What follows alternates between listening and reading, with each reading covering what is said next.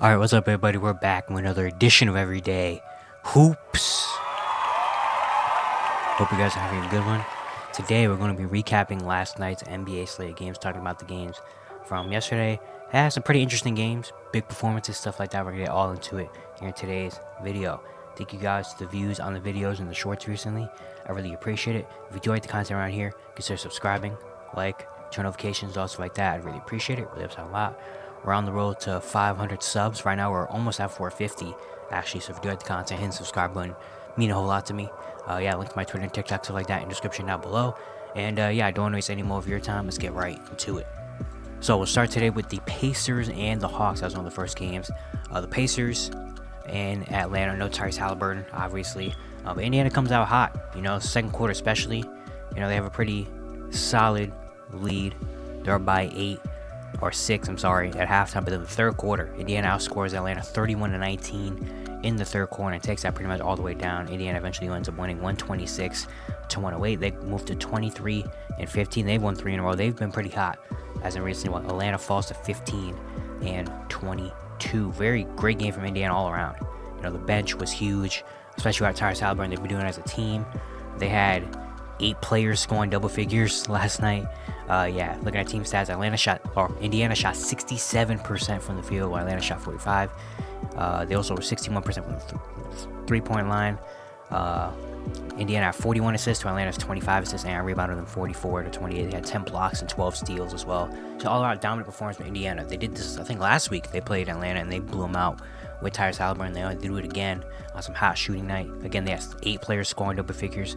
Buddy Hield and Obi Toppin were leading scorers. They both had 18 points in this one. Betting Mathurin at 15. Aaron Nesmith at 13. He shot 3 for 3 from 3. Miles Turner, Bruce Brown, Isaiah Jackson all had 12 points. Isaiah Jackson also had 4 steals and 4 blocks. Bruce Brown had 12. Andrew Nembhard had 10. And then even TJ McConnell had 14 assists off the bench. It was an amazing all-around game from Indiana. It just shows Tyrese Halliburton, even when he's out, Indiana still has a good team. Their bench was electric, especially in this game. Defensively, they were really locked in. And Atlanta is pretty bad, as a team. DeJounte Murray had 29. He shot 13 for 18. 17 for Saddiq Bey. He shot 3 for 10, though. 16 for Jalen Johnson. Trey had 13 points. Shot just 4 for 17 from the field. He had 5 turnovers as well. He was a minus 19. And this one, Bogdan Bogdanovic also had 10 points off the bench. Very tough game from Atlanta. Indiana really just came in, and their bench really ran them out the gym. It wasn't even the starting line, but it was just the bench, and they were just shooting the ball at an insane level. Next we had Rockets and Pistons in Detroit. It was a very, very close game.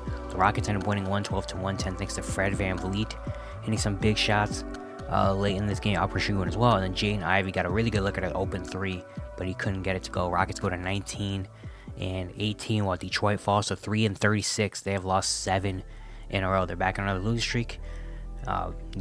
Detroit, not great. Looking at team stats, Houston shot 46% from the field. Detroit shot 50%. Detroit actually outshot them from 3. They hit 12. Houston only hit 8. But Houston was 22 for 25 from the free throw line. Detroit was 10 for 16. Houston also forced 14 Detroit turnovers in this game. For Houston, Alper Sengun 29-6, shot 12 for 19 from the field. Had a pretty big second half as well, especially the fourth quarter. He had some big shots. Jalen Green as well, 28 points, shot just 9 for 25. He had a really good first 3 quarters, kind of slowed down in the fourth quarter. But they both had some big games. Fred VanVleet, 20 and 12 assists. He had a really rough start, but then in the fourth quarter turned up. Then Jabari Smith Jr. had 19 and 11 rebounds. Really good win from Houston. Grinded out win. Detroit was honestly in control for a lot of the game. Detroit was really, playing really well. Just the fourth quarter, Houston outscored them 24-19. Alper Sengun, Fred VanVleet got involved, and Detroit just couldn't really make anything happen. For the Pistons, Alec Burks had 19 off the bench, shot 7 for 14. Kevin Knox had 19 points in this one. Jaden Ivey had 18, 7 and 8. 16 for Isaiah Stewart, 15 and 8 for Jalen Duren, and then 11 for Marvin Bagley off the bench. Tough loss for Detroit.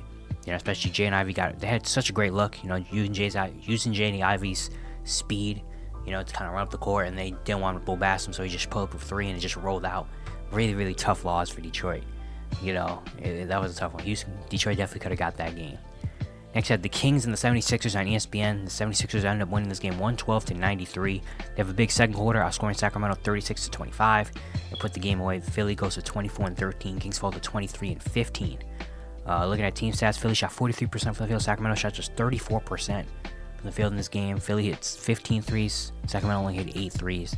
The Sixers also forced 16 Sacramento turnovers. And Tobias Harris Great game. 37 points, 7 rebounds, 3 assists, 3 steals, shot 14 for 25 from the field. Back-to-back 30-point nights. He had 32 against the Hawks on Wednesday. That would end up in a loss. Then 37 today, which is really attacking, getting wherever he wanted. Of course, Joel Embiid missing another game. He came out. The Sixers were kind of struggling the last few games without Joel, and Tobias came in and just kind of took over. Kind of looked like Piston Clipper Tobias Harris. Before he went to Philly and stuff like that. Like he was getting in the mid-range and scoring, the post and scoring, hitting threes, getting to the free throw line. He was just doing everything out there.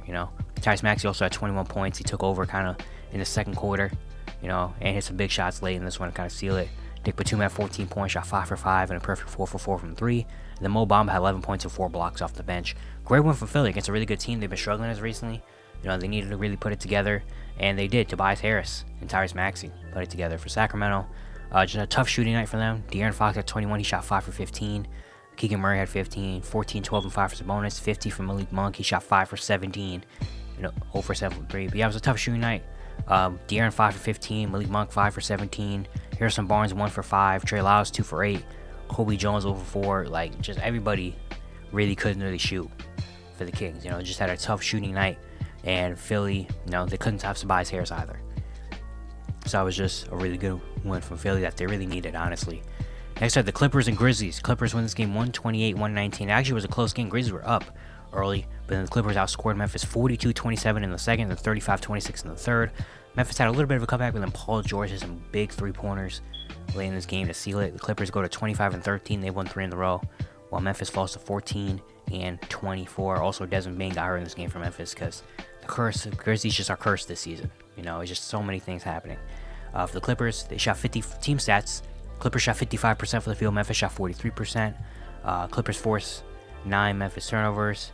Paul George, 37 points, shot 12 for 18, 7 for 10 from 3. On fire from entirety of the game. And in the fourth quarter, hit back-to-back big threes and 1. They kind of put this game out of reach. Amazing game from him. 22 and 7 for Kawhi. The bench was big too. Amir Coffey had 13 points, shot 6 for 6 off the bench. 12 for Westbrook, 11 for Norman Powell. James Harden also had 11 points and 9 assists, and Zubac had 11 rebounds. Really good all-around team win from the Clippers. They've been thriving.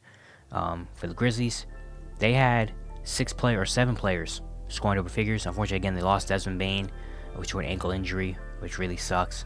But Memphis was giving, the young players were giving us some spark. David Roddy, Jake LaRavia, Zaire Williams off the bench, kind of igniting a tiny bit of a comeback, but they couldn't stop Paul George. Paul George just put this game out of reach. Memphis is just really, really hurt right now. Next, we have Portland and Minnesota. Timberwolves win this game 116-93. After losing by 62 last night, Portland loses by 33 the next night. Minnesota goes to 27-11. Portland falls to 10-28. Looking at team stats, Minnesota shot 55% for the field. Portland shot 39%. Minnesota forced 19 point turnovers and out-assisted them 35-18. 24 and 17 with 2 blocks. Rudy Gobert on 9 for 11 shooting. He had a great game. 23 and 8 for Karl-Anthony Towns. 14 for Naz Reid off the bench. Mike Conley had 10 assists. It was just a really good all-around game. Anthony Edwards only had 9 points. He was a plus 41 in this game. It was just dominance. Full-on dominance from Minnesota, especially their starting lineup. Was just doing whatever they wanted to the Blazers. The Blazers just didn't really have enough in them, and defensively, Minnesota was just all the way locked in. For the Blazers, 17 and 13 for Jabari Walker off the bench. 14 for Tamari Kamara and Duop Breeze, 13 for Jeremy Grant. But Anthony Simons was 0 for 10 at 5 points. Square Henderson at 8 points, 6 turnovers. He was a minus 27. Portland has been just going through it. They're injured. They're also just not good on the offensive side of the ball.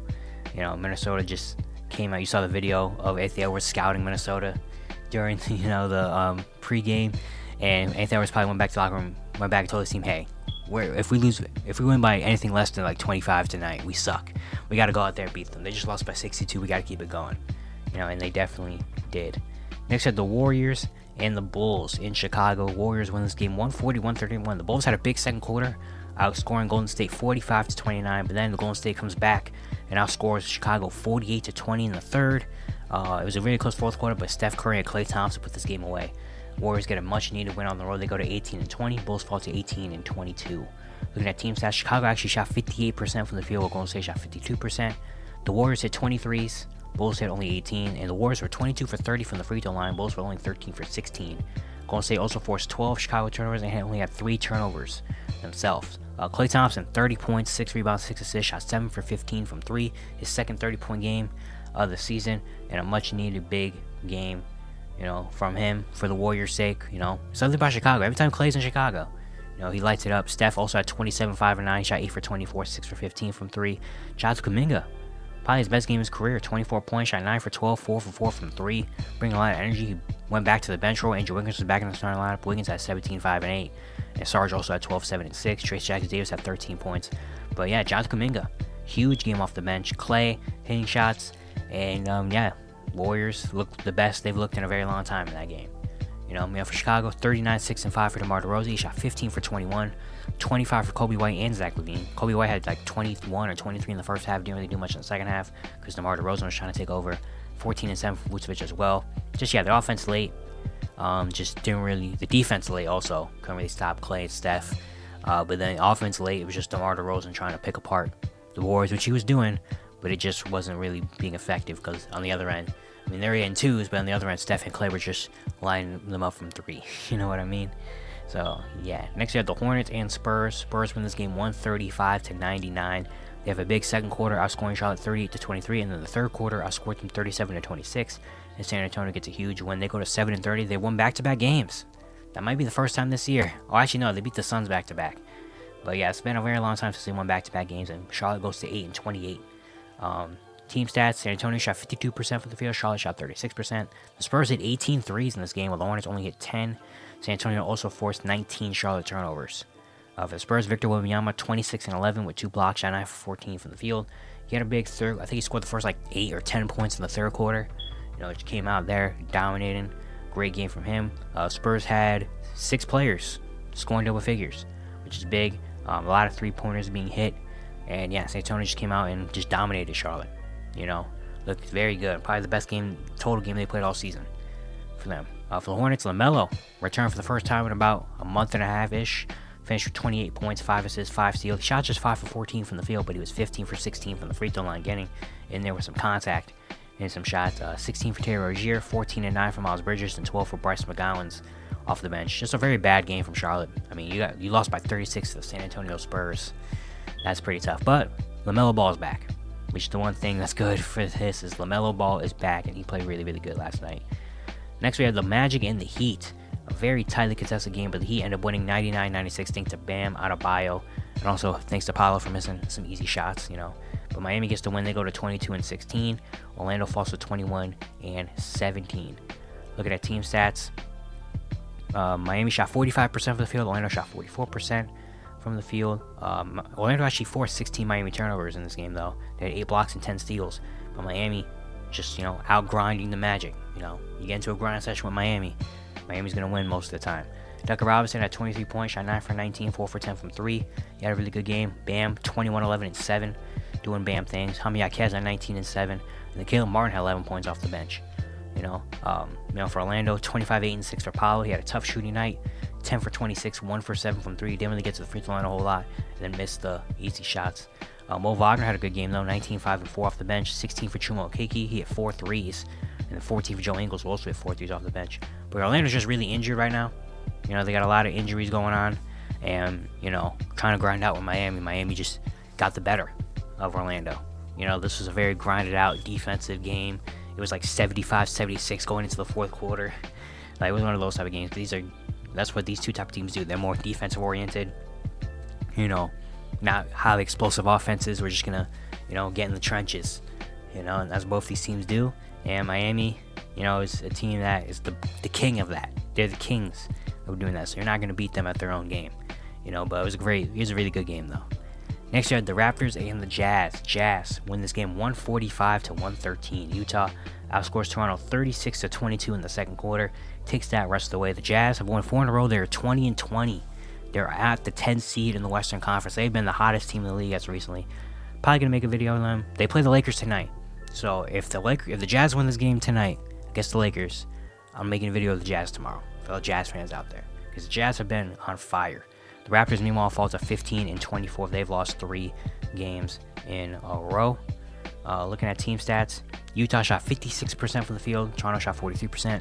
The Jazz hit 21 threes. The Raptors hit 17 threes. It's a 3-point shootout in this one, But Utah out-assisted Toronto 34-25, and I rebounded them 56-31 and had 14 offensive boards as well. For the Jazz, they had 3 players score over 20. Marketing finished with 22 and 9. He had 4 threes. Jordan Clarkson had 21 points and 5 threes off the bench. And then Colin Sexton had 20 points. He had 3 threes in this one. They also had Simone Fontecchio at 13 points. Walker Kessler at 12 and 6 with 3 blocks. And Kelly Olynyk at 11, 10, and 5. Just a great all-around game from the Jazz. Again, they've been on fire recently. They're back to 500 out of nowhere. I think they've won probably I think they won 8 of their last 10 or 9 of their last 10 or something like that. They've been absolutely insane, as we say. And at home, they've won 7 in a row at home as well. Just absolutely dominating right now. They're on fire. They're playing really good basketball. For Toronto, 27 for Pascal Siakam. Shot 8 for 14, 5 for 6 and 3. Is his last game? Is that his last game in Toronto? Maybe. I don't know. 19 for Scotty Barnes. He had 3 blocks as well. 15 for Emmanuel Quickly.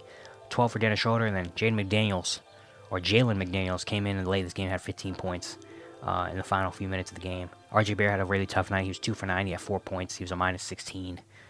Just a really tough game for Toronto. They kind of been struggling as of recently, But Utah, they've been on fire. Shout out to the Jazz again. If the Jazz win this game tonight against the Lakers, I'm making a video. Even if they lose this game, honestly, I might just make a video about the Jazz just because it's really fun. It'd be a really fun thing to talk about, And the final game we had was Pelicans Nuggets on ESPN. Nuggets won this game 125-113. They got off to a great start in the first. Pelicans did make it a comeback, though. Make it interesting, but the Nuggets eventually sealed this game away thanks to Jokic, Jamal Murray. The Nuggets go to 27-13. They won. Well, actually, they have not won 3-0. I'm sorry, that was Thunder. The Pelicans go to 23-16. Looking at team stats, Denver shot 56% from the field. New Orleans shot 47%. Both teams hit a lot of threes. Pelicans actually forced a lot of turnovers. They forced 15 Denver turnovers. Denver out-rebounded New Orleans 48-35. For the Nuggets, 27-10 and 14 for Nikola Jokic, 11 for 17 shooting. Being Jokic things, But Jamal Murray had a great game, 20 and 9 assists as well. MPJ had 20 and 10, 15 for Aaron Gordon, 11 for KCP. And then Reggie Jackson brought in and put 12 points off the bench. Payne Watson also had some pretty solid moments as well. Just a really good all-around win from Denver. Jokic triple-double. Murray, Porter, Gordon doing their thing. KCP hitting threes. Just regular Denver Nugget type of stuff. For New Orleans, they fought really hard, especially on the defensive end. But yeah, they just could not really score offensively as consistently as probably they should have. Zion had 30, 6 and 5, shot 13 for 22, 17 for Jonas Valanciunas. Larry Nance had 13 off the bench. He had 3 threes. 12, 5, and 7 for CJ McCollum, 10 for Jose Alvarado. But yeah, Brandon Ingram had a really tough game. 9 points, shot 4 for 11. Trey Murphy was just 2 for 9, 2 for 8 from 3. And those two are huge impacts on their scoring. So when those two aren't hitting shots, it's tough. CJ also had a really kind of rough shooting game. He was 3 for 8 from 3, even though he's been one of the hottest players in the league as recently. And yeah, when that's not going for you, it's really tough to win. But yeah, it's gonna be it for today. Hope you guys enjoyed. Once again, if you like the content around here, consider subscribing, turn notifications, stuff like that. I'd really appreciate it. It really helps out a lot. And yeah, I'll see you guys tomorrow.